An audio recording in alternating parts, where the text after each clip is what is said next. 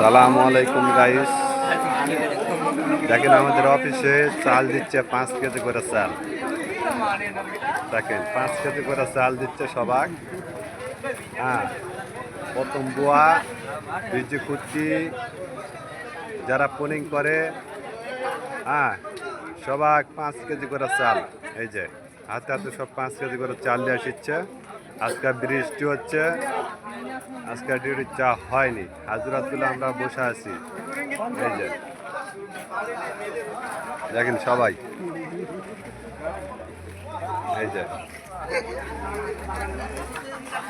পানি হচ্ছে, সবাই আমরা বসে আছি। এই যে দেখেন কতগুলো লোক। ঠিক আছে, okay, bye bye, like share comment. ওকে,